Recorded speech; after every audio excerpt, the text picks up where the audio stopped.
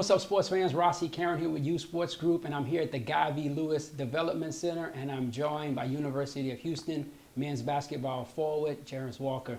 What's going on, Jarace? What's going on? How you doing? I'm doing great. I'm doing great. Top 25 player in the country coming out of high school, McDonald's All-American, and here you are today. All right. Tell me a little bit about the transition from high school basketball, where you dominated, to college basketball, high-level college basketball, where you still figuring it out.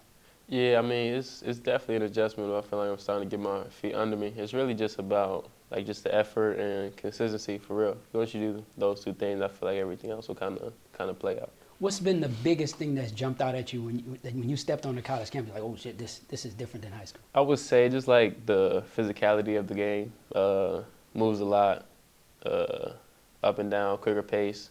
Okay. But I would definitely say those two things for sure.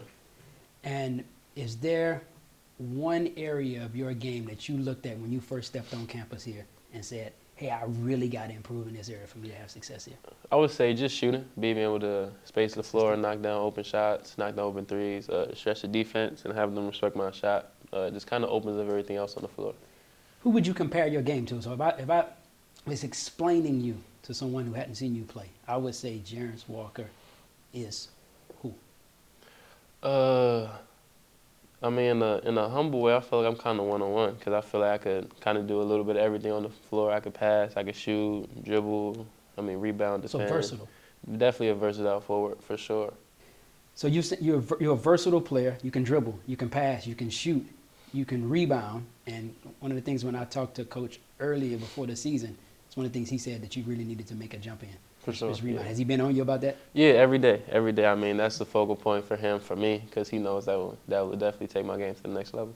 Talk to me about your relationship with Coach Sampson, how he's helped you on the court, and how you feel like he's impacting you as a young man off the court. I mean, on the court, he just wants the best out of me, and he'll do whatever he needs to do to get that out of me, whether it's screaming, yelling, talking to me, pushing me, making me run. I mean, he's going to get the best out of his players for sure.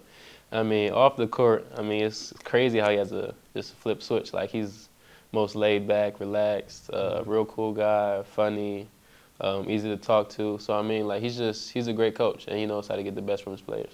So one of the things I talk to him about, and anytime people hear me speak about player development or anything player related, like, confidence is the biggest thing to me.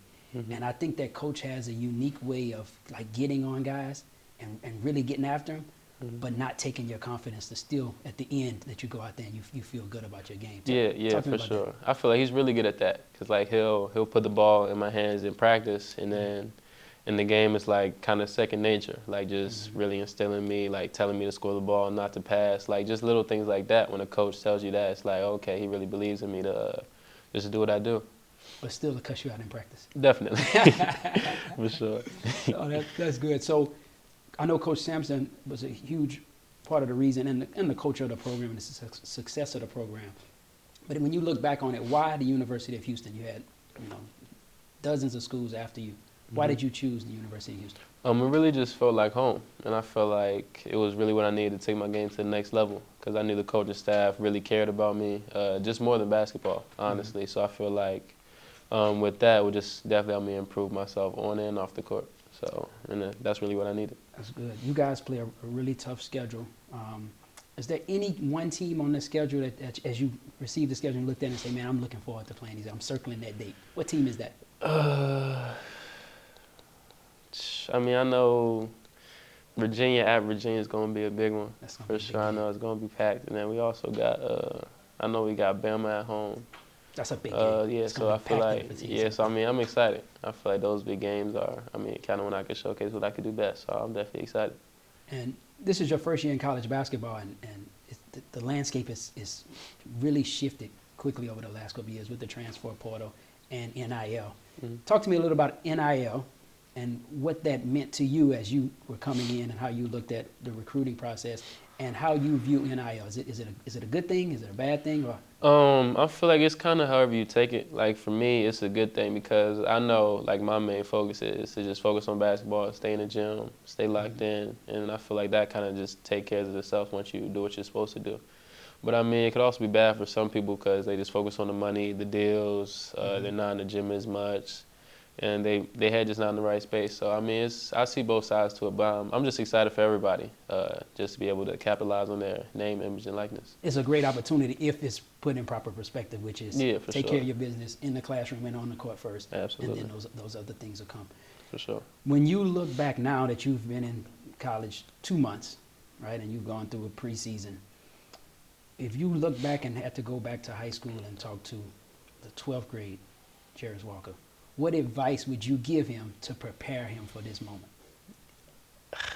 I mean, like what I walked into, it's not too much you could say. Like it's just a whole nother level. You wouldn't be able to explain it to yourself? Yeah, I mean, I could try because people try. Like my dog, he's close friends with the coaches on this coaching staff. He tried to tell me, oh, it's hard work. Oh, it's this. I'm like, okay, I didn't. But it's like, what is that? I didn't did that. You see what I'm saying? So, I mean, I would just stay locked in and just keep the main thing. But I mean, like the tough days, just know it's always tomorrow. For sure, because I mean, coach is gonna get on you. Y'all gonna run.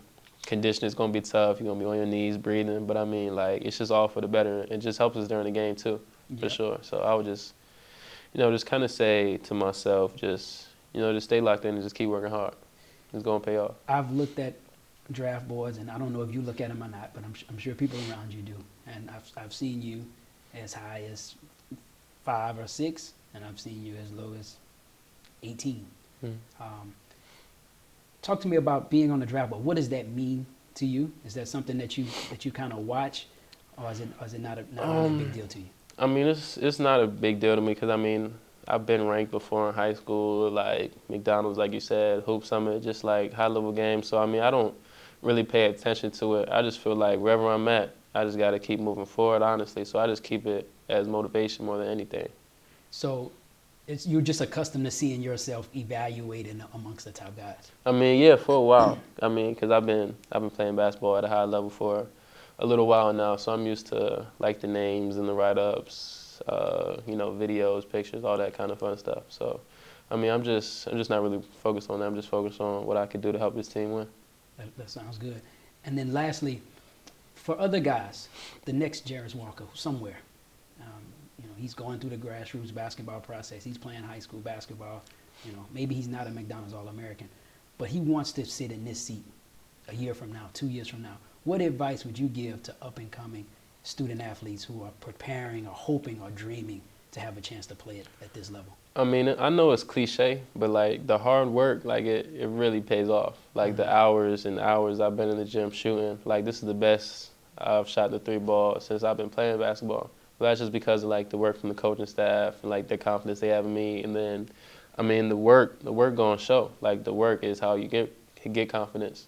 So I feel like if you just continue to stay in the gym and just do what you're supposed to, everything else kind of plays itself in the hand. Well, I know you'll continue to do that. Congratulations on all your success I appreciate you. Thank you. And continued success. Jarace Walker, University of Houston men's basketball.